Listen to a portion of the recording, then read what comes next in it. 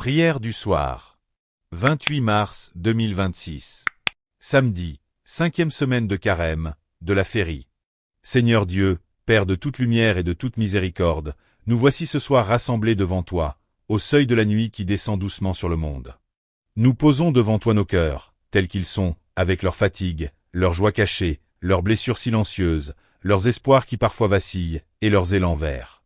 Toi qui ne meurs jamais tout à fait. Ce soir, nous ne venons pas avec des mots polis et des prières de façade. Nous venons avec la vérité nue de nos âmes, tels des enfants qui rentrent à la maison après une longue journée, épuisés, mais certains d'être aimés. Reçois-nous, Seigneur. Reçois-nous comme tu sais si bien le faire, avec cette tendresse infinie qui dépasse toute compréhension humaine. Nous sommes en cette 5e semaine de Carême, et tu sais mieux que nous combien ce chemin vers Pâques est exigeant. Ce temps de Carême que tu nous offres n'est pas une punition, il est une invitation.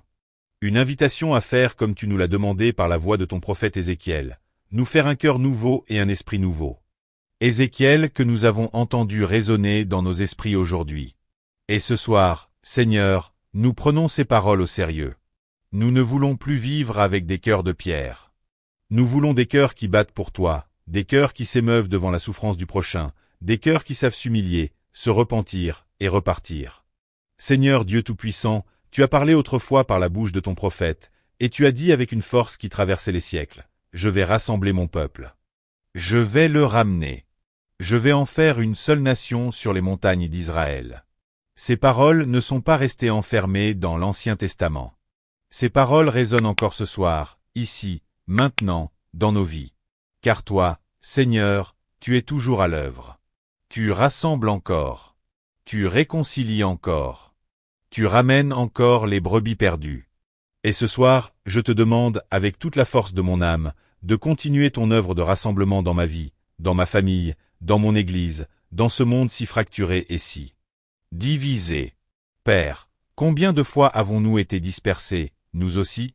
Combien de fois avons-nous laissé le péché, les rancunes, les ambitions mauvaises, les idoles modernes de notre époque, l'argent, le pouvoir, le regard des autres, la peur, l'orgueil, nous éloigner de toi et les uns des autres? Comme Israël jadis, nous avons souvent préféré les faux dieux à ta présence. Nous avons cherché le bonheur là où il n'était pas. Nous avons cru que nous pouvions nous passer de toi. Et nous avons découvert, parfois à nos dépens, que sans toi, il n'y a que le vide, que la dispersion, que la solitude profonde de l'âme qui a perdu son centre. Mais ce soir, Seigneur, je reviens. Nous revenons. Nous prenons le chemin du retour, non pas parce que nous sommes devenus parfaits, mais parce que tu es fidèle. Parce que ton amour ne se lasse pas. Parce que tu es ce Père qui guette sur le chemin, les yeux fixés sur l'horizon, attendant que son enfant revienne. Et quand il le voit encore au loin, il court à sa rencontre.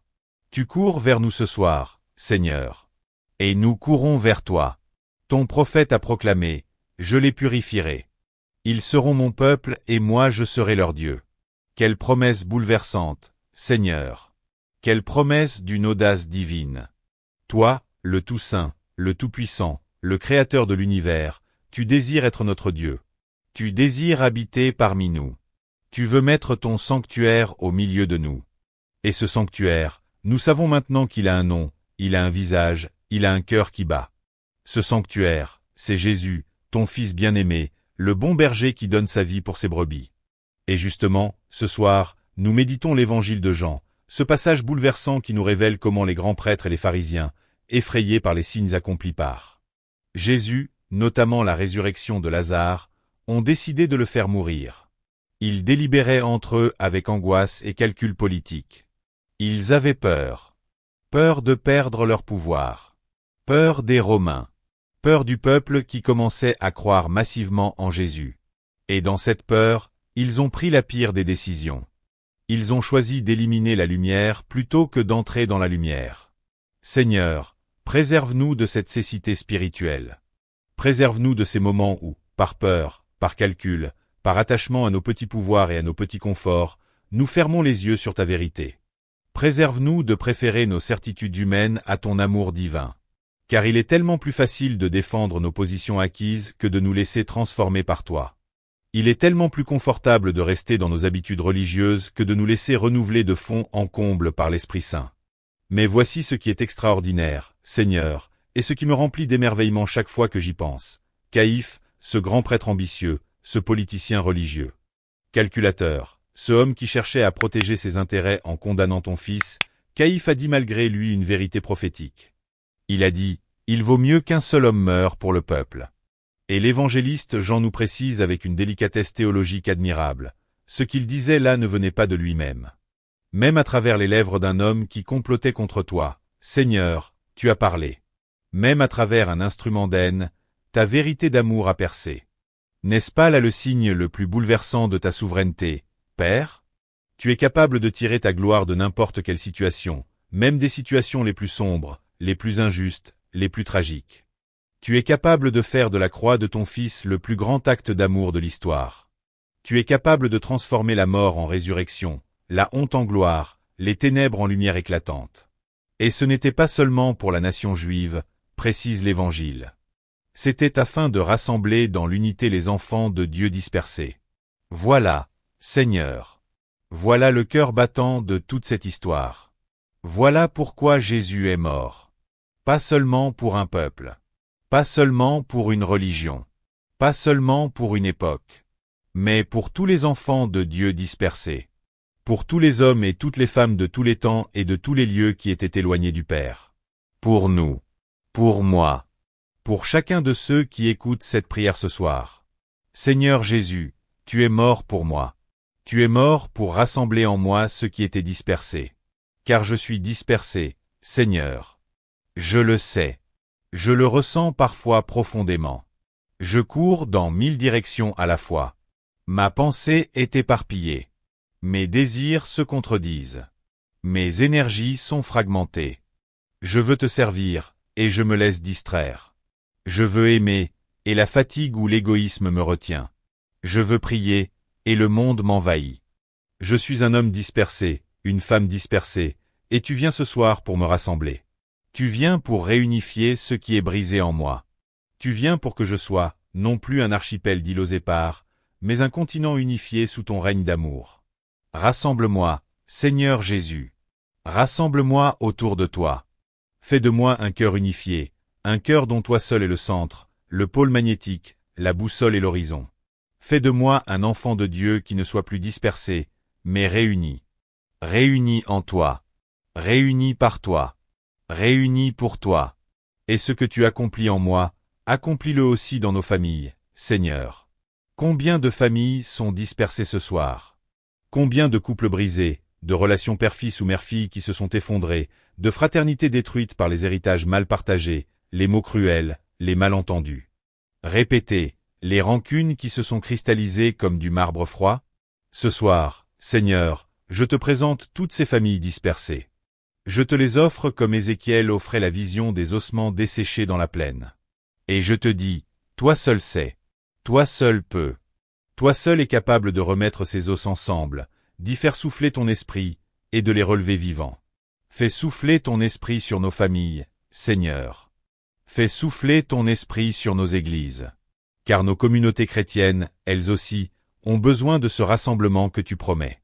Nous nous sommes tellement divisés au nom de la doctrine, au nom des traditions, au nom de l'organisation, au nom des personnalités. Nous avons oublié parfois que nous avions tous un seul berger, comme le proclame Ézéchiel. Un seul berger, Jésus-Christ, mort et ressuscité pour nous tous. Et que toutes nos divisions humaines sont une blessure dans le cœur de ce berger qui a donné sa vie pour que tous ne fassent qu'un. Pardonne-nous, Seigneur. Pardonne à ton Église ces divisions, ces querelles mesquines, ces guerres de territoire, ces compétitions spirituelles. Rappelle-nous ce soir, en cette veille de dimanche, que nous ne sommes pas des concurrents. Nous sommes des frères et des sœurs. Des enfants du même Père. Des membres du même corps. Des pierres vivantes du même temple. Et ce temple, c'est toi qui le construis, non pas avec nos forces, mais avec ta grâce. Seigneur, je pense aussi ce soir à tous ceux qui souffrent. À ceux qui traversent des épreuves que nul ne voit. Ceux dont les larmes coulent la nuit, dans le silence de leur chambre, sans que personne ne le sache. Ceux qui portent des maladies lourdes, des deuils récents ou anciens, des angoisses profondes, des dépressions qui les étouffent, des solitudes qui les écrasent. Ce soir, Seigneur, je prononce leur nom dans mon cœur, même si mes lèvres ne les articulent pas. Tu les connais. Tu les vois. Et ta promesse reste vraie pour eux aussi. Je les sauverai. Je les purifierai. Je serai leur Dieu. Sois leur Dieu ce soir, Seigneur. Approche-toi de ceux qui souffrent. Que ta présence soit tangible pour eux dans leur nuit. Que quelque chose, une paix inexplicable, un apaisement soudain, un verset qui revient à la mémoire, une chanson qui résonne, une larme qui libère, leur fasse sentir que tu es là. Que tu n'as pas abandonné. Que tu veilles. Que tu es ce berger fidèle qui va chercher la brebis perdue, même dans les ravins les plus profonds, même dans les ténèbres les plus épaisses. Je pense aussi ce soir à ceux qui ont peur, comme les disciples qui ont vu Jésus se retirer dans la région proche du désert, dans la ville d'Éphraïm. Jésus lui-même, en cette période qui précédait sa passion, se retirait. Il ne se déplaçait plus ouvertement. Il savait ce qui allait venir. Et pourtant, il n'a pas fui. Il n'a pas renié sa mission. Il a simplement pris le temps de se préparer, de se recueillir, d'être avec ses disciples. Et il a attendu l'heure du Père. Apprends-nous, Seigneur Jésus, cette sagesse du retrait. Dans nos vies si agitées, si bruyantes, si saturées d'informations et de stimulations, apprends-nous l'art du désert intérieur. Apprends-nous à nous retirer parfois, non pas par lâcheté, mais par sagesse. Non pas pour fuir nos responsabilités, mais pour mieux y revenir, rechargés par ta présence. Car l'homme qui ne prend jamais le temps du silence et de la prière est comme un téléphone qui ne se recharge jamais. À un moment, il s'éteint. Et il ne peut plus servir à personne. Père, nous entrons dans les jours saints. Dans quelques jours, nous allons revivre la semaine la plus importante de l'histoire humaine. Nous allons revivre l'entrée de Jésus à Jérusalem, le dernier repas, le jardin de Gethsémani, la trahison, le procès inique, la croix, la mort et la gloire de la résurrection. Prépare nos cœurs, Seigneur. Ne laisse pas ces jours passer comme un simple congé ou comme une routine liturgique. Fais que cette semaine sainte soit pour nous une semaine véritablement sainte, une semaine de transformation, de conversion, de renouveau profond. Seigneur, je te confie ce soir toutes les intentions portées par ceux qui écoutent cette prière. Les intentions connues et inconnues. Les prières exprimées et celles qui restent enfouies sous les décombres de la pudeur ou du désespoir. Tu les connais toutes. Tu es ce Dieu qui voit dans le secret, qui sonde les cœurs et les reins, qui connaît chaque cheveu de notre tête. Et ta réponse à ces prières sera toujours meilleure que ce que nous demandons. Car tu donnes non pas selon nos mérites, mais selon ta richesse en gloire. Bénis ce soir ceux qui ont prié avec nous. Bénis leur foyer. Bénis leur nuit. Donne-leur un sommeil réparateur et des rêves de paix. Protège-les de toute attaque de l'ennemi. Que tes anges veillent sur eux, comme ils veillaient sur Daniel dans la fosse aux lions, comme ils veillaient sur les 3 jeunes gens dans la fournaise ardente. Que rien ni personne ne puisse troubler la paix que tu leur donnes ce soir.